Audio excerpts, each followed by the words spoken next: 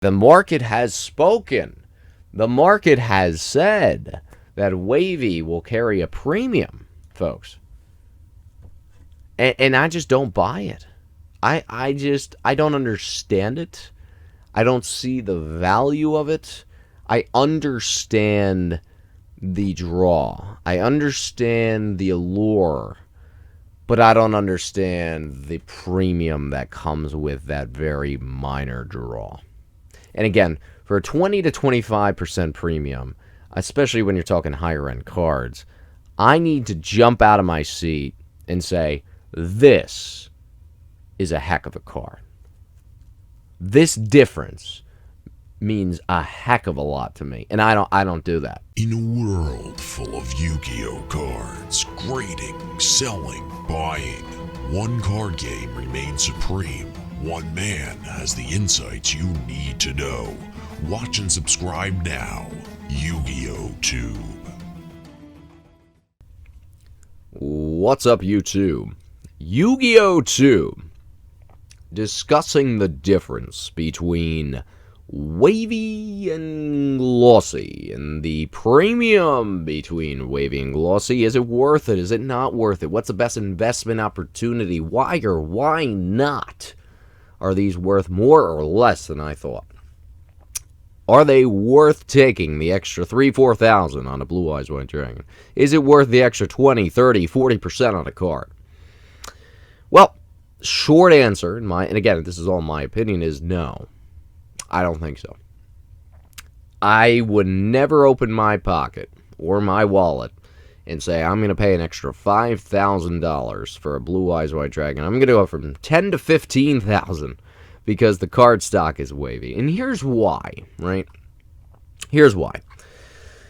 I find WAVY, GLOSSY, this whole debate nonsense. I find it just so trivial. If you have a first edition LOB card, if you have a first edition, it's the same card, just a different stock. That's all it is. There's nothing else on a card that tells me this came first, this came second. We don't even know what came first and second, but it's very likely the GLOSSY versions of these cards came first. We saw it with the Starter Deck Kaiba and Starter Deck Yugi.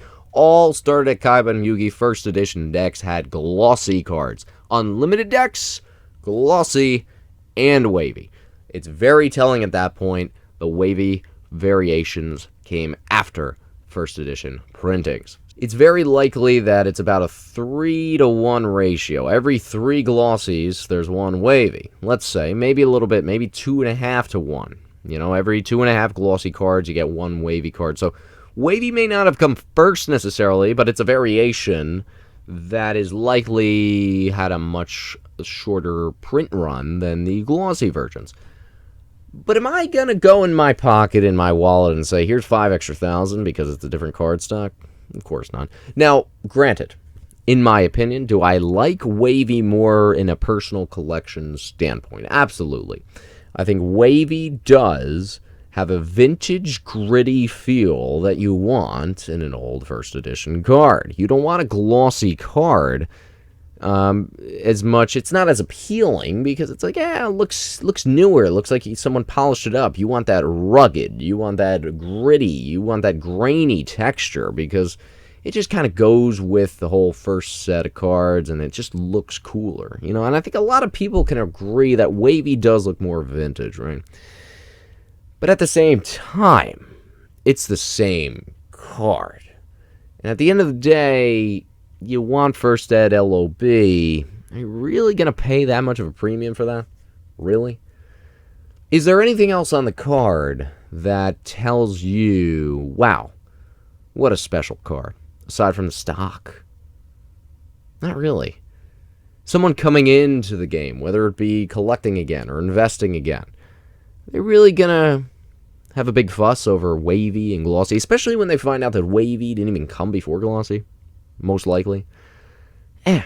That's something you really got to convince. It's a convincing argument. I guess a lot of people are convinced. I mean, we are seeing big premiums paid for WAVY over GLOSSY. And to me, the premium just isn't worth it. It's just, it's overpriced. Now, again, if someone says, oh, here's the WAVY version for 5% more, I'll say, yeah. I mean, back then I thought WAVY should be about 20% higher than glossy. But keep in mind, then I also thought that wavy was printed before glossy. And that's not the case anymore. At this point, wavy is just a niche luxury. But I guess when you're paying these kinds of prices for cards, right, what's better than a nice luxury, right? When you're paying $15,000 for a piece of cardboard, at that point, why not, right? And the fact that there are probably fewer wavies, and we see evidence of this, fewer wavies than glossies.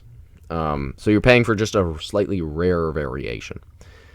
But to me, it's all gimmicky, okay? It's gimmicky to me. I mean, it's like the faded stuff. Like, I'm so sick of hearing about the faded nonsense. Let me put my card out to bake for 3 hours in the hot sun in the summer, and I'll come back to you with a faded variation. Isn't that wonderful? I mean, come on, folks. Faded is cool, right? It's a cool thing. But you can't be serious about paying so much more money for a faded card. I get misprints, because if it doesn't have a name, if the foil's all over the place, if it's a wrong name, if it wasn't stamped, I mean, that's cool. That's a factory error. And even if faded cards are a factory error, I mean, do they really demand that kind of premium? But again, just going back to the whole wavy glossy thing. Glossy cards and wavy cards, obviously, I think wavy's cooler. But I ain't going to pay what people are paying for wavies. And this is from somebody that has unbiased here. I have a box of wavy, I have a box of glossy locked up in a bank. So they're all locked away. I have a mix of glossy and wavy cards as well. Again, I have no stake in this game as a whole. I'm not talking about specific cards. I'm not talking about Blue Eyes, Red Eyes, Dark Magician, Exodia. I'm just talking hollows, cards in general. So even the singles, even the rares. I'm just, whether it's glossy or wavy, folks. I mean, come on. You're paying for a card stock. You're paying that much more. I get it. If something on the card says, made it different. If Blue Eyes had like a red, I don't know, some sort of like a green wing Charizard, right? And it had a green wing. If Blue Eyes had a yellow claw instead of a white claw from the wavy over to the glossy, that's cool, because that's a totally different card. If the Blue Eyes had bolded attack and defense, or bolded effects, or slightly different effect, or if one had a period where the other one didn't have a period after a sentence, that's cool, because there's something different. If one had a different year on it, like you see with 4th print Pokemon. For example, 4th print Pokemon, 1999 to 2000. I like those cards. They're very rare. They're hard to find. Even though they're a 4th print, which usually I just like 1st edition everything.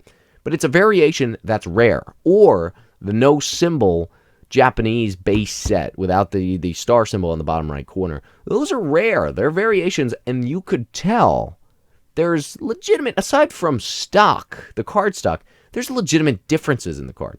If the Blue Eyes had something that said, well, something in the effect, or a bolded attack and defense, or a different attack or defense, a different effect, or a different code, or a different font, or something, or a different color claw, or a different color foot, I don't know, if it had some sort of subtle difference, aside from card stock, I'd be all in. I'd say that's cool, because that's a legitimate difference on a card. But this, just card stock?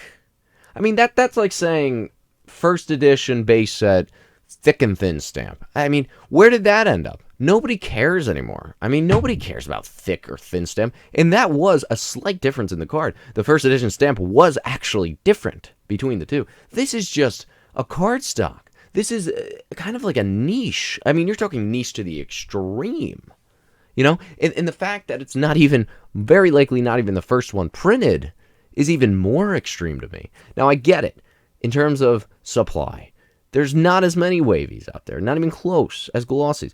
But, I mean, the differences, I'm not seeing, that's, to me, is not nearly enough of a difference to go and spend 20-30% premiums. I mean, again, it's one thing if it's 5% more, but if it's 20 to 30%, there's got to be something concrete that makes me say wow about that card.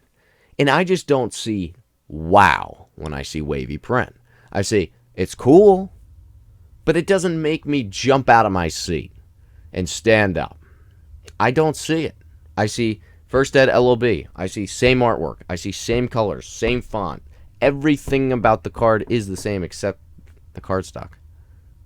What, and maybe a little redder back on the wavies? I mean, I just don't... It doesn't excite me enough to go and pay those kinds of premiums, especially after we have concluded that it was very likely that it wasn't even the first print. It's kind of crazy to me, the prices being given. But I'm definitely an outlier. The market has spoken. The market has said that wavy will carry a premium, folks. And I just don't buy it. I don't understand it. I don't see the value of it. I understand the draw. I understand the allure. But I don't understand the premium that comes with that very minor draw. And again, for a 20 to 25% premium, especially when you're talking higher end cards, I need to jump out of my seat and say, this is a heck of a card. This difference means a heck of a lot to me. And I don't do that. I don't get eyes wide open, super excited for that. I just don't. But again, the market says otherwise. And this is going to be an unpopular opinion. So, what do you think? Comment down below. I would like to actually have a live discussion on this. This would be fun. Till next time, YugiohTube, signing out.